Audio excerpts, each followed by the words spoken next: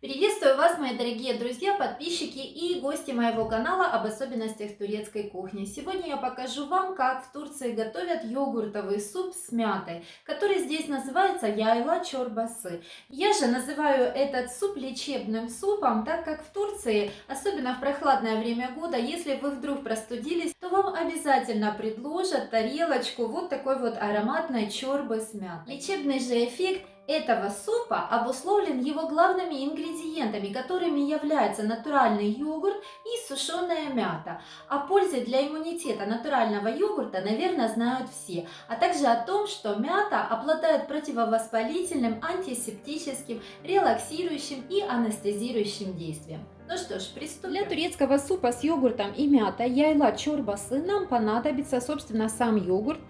Здесь у меня 200-граммовый стакан кисломолочного домашнего йогурта. Кстати, друзья, у меня на канале есть видеорецепт о том, как в домашних условиях приготовить натуральный кисломолочный йогурт. Ссылочку я вам оставляю здесь. Также будем использовать полстакана риса, 1 столовую ложку сухой мяты, 1 чайная ложка соли, 1 куриный желток, 1 столовая ложка с горкой муки и 50 грамм сливочного масла, это приблизительно 2 столовые ложки.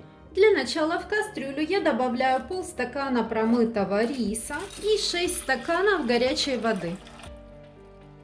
И все это время от времени помешивая, довожу до кипения на среднем огне. Вода с рисом закипела. Теперь я убавляю огонь. Накрываю крышкой, но все-таки оставляю вот так вот немного приоткрытой. И буду варить рис до готовности минут 10-15. В зависимости от сорта риса на это может уйти разное время. Время от времени буду проверять рис на готовность. Этот турецкий йогуртовый суп очень прост в приготовлении. Пока рис варится, я подготавливаю йогурт. К 1 стакану домашнего йогурта я добавила 1 желток куриного яйца и 1 столовую ложку с горкой муки. И все это хорошо перемешиваю.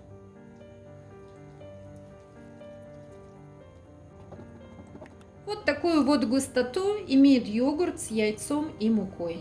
Прошло около 15 минут, и я уже вижу, что рис вполне готов.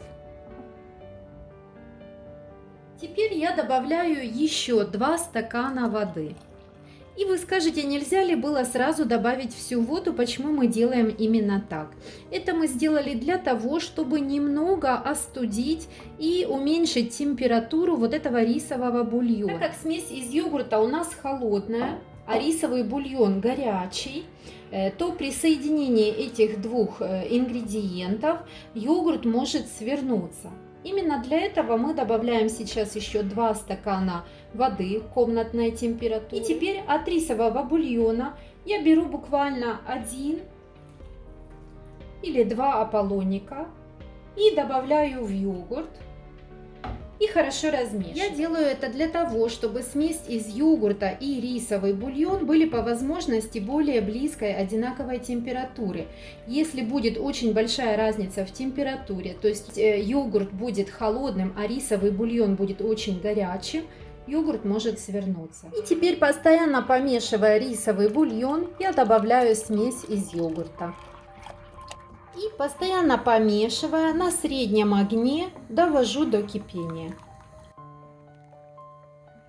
Йогуртовый суп закипел, и теперь время от времени помешивая, я дам ему покипеть на небольшом огне еще минутки 2. Яйла чорбасы после остывания имеет особенность становиться еще гуще. Поэтому старайтесь не делать чорбу слишком густой.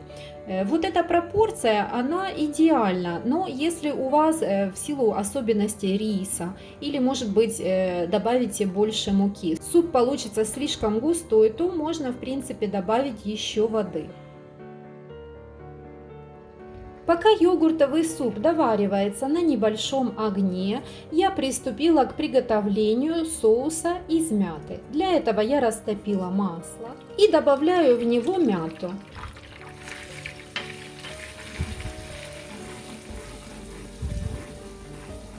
И все это буквально полминутки держу на огне и выключаю. Здесь самое главное, чтобы мята отдала свой запах в масло, но не сгорела. Перед тем, как добавить соус, я добавляю соль, размешиваю и добавляю соус из мяты и сливочного масла.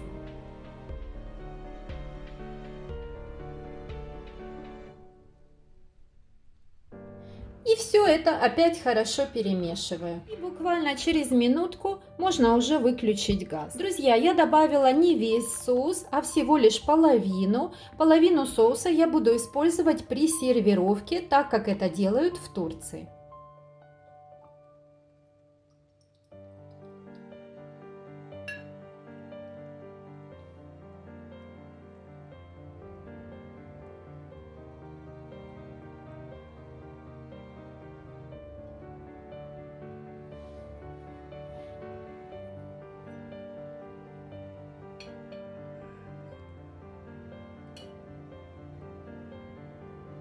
Друзья, относительно названия этой чорбы, то Яйла – это такое вот высокогорное плато. И я подозреваю, что первыми эту чорбу, наверное, начали готовить пастухи, которые в Турции на таких вот высокогорных лугах, которые в Турции называются яйлалар. Они выпасали своих коровок, из молока которых и делали этот натуральный йогурт. Там же они собирали и засушивали и мяту, которую впоследствии добавляли в эту чорбу. О пользе мяты люди знают еще с древности, ведь мята не только ускоряет выздоровление при простуде, но еще и оказывает положительный эффект на весь желудочно-кишечный тракт в целом. Активные вещества, находящиеся в мяте, подавляют действие плохой для нас бактерии хеликобактерии, которые провоцируют язву желудка. Кстати, турки очень любят кушать чорбу и на завтрак, и мята, которая хорошо успокаивает вечером, оказывается, также хорошо тонизирует с утра. Единственное, кому нужно быть осторожным с мятой, так это людям, обладающим пониженным давлением, ну и, конечно, беременным женщинам. Но я думаю, что одна тарелочка йогуртового супа с мятой подойдет практически всем. И, кстати, друзья, особенность турецкой кухни заключается в том, что сушеную мяту очень часто используют в разных блюдах, будь то мясных или овощных.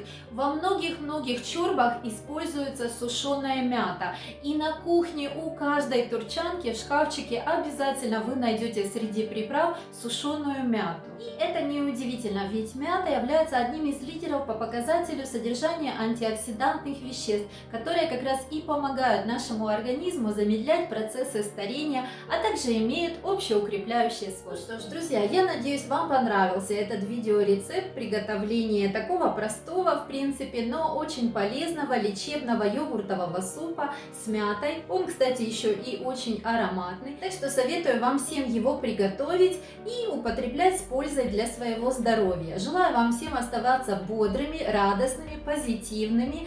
И, кстати, ставьте лайки, подписывайтесь на канал, если вы не хотите пропустить следующее интересное полезное блюдо турецкой кухни. Ну а за комментарии будет особая благодарность. До скорой встречи!